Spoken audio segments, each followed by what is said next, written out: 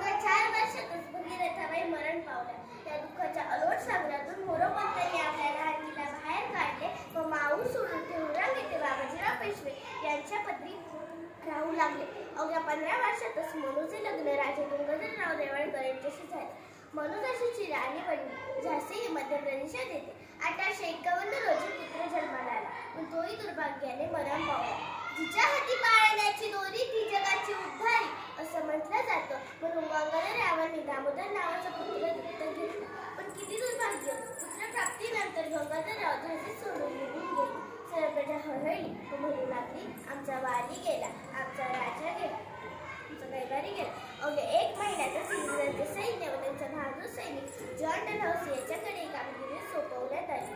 John डलहौसीने राणीस पत्र पाठवले व म्हणाला, अब यहाँ तुम्हारी सत्ता नहीं चलेगी, अब यहाँ के लोग हमारी गुलामी करेंगे. राणी चौताळली व त्यांनी प्रत्युत्तर दिले, काय वाटेल ते करा, पण माझ्या प्रजेला काही झालं तर याच झाशीत तुमच्या रक्ताचे सडे पडतील हे लक्षात ठेवा. या शब्दांनी प्रजा जागृत झाली व लढाईसाठी ठामपणे उभी राहिली. 1 ऑगस्ट पहाटे सकाळी लढाई सुरू झाली. इंग्रजांचे सैन्य त्या लढाईत इंग्रजांचे 5,000 सैन्य मारले गेले.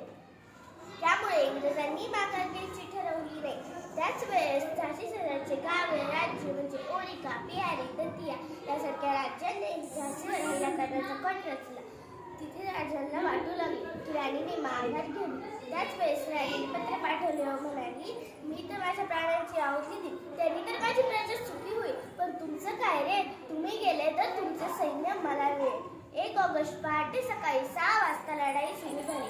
खुद दिल्लीचा नेता म्हणून येऊन मिळाला. इकडे लढाई तर तिकडे मोगलाई. राणी बेवंशने बोलली, स्वातंत्र्याचे निशाण आम्ही नाही सोडणार.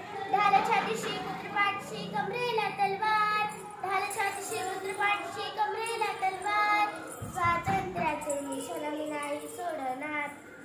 1851 रोजी सैन्याने झाशीवर हल्ला केला. या लढाईत राणीचे 3,000 सैन्य मारले गेले.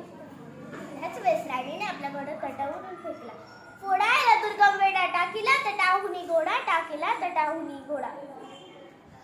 राणी आपला पुत्र दामोदरला पाठीशी बांधून 240 सैन्यासह घोडदौड करत होती. त्याच वेळेस इंग्रजांना प्रश्न पडला, राणी कुठे गेली व राणी कशी गेली. त्याच वेळेस सरयूचे रक्ष राणीकडे गेले व सरयूने राणीला गोळी मारली.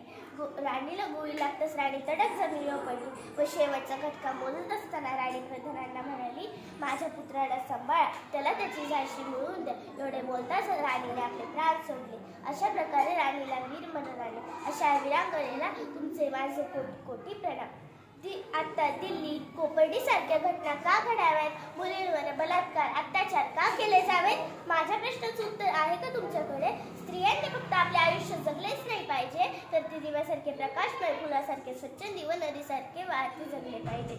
मनू फक्त खेळातच पारंगत नव्हती, तर ती माणसांचे मन व रिंगणात व स्वयंपाकातही पारंगत होती.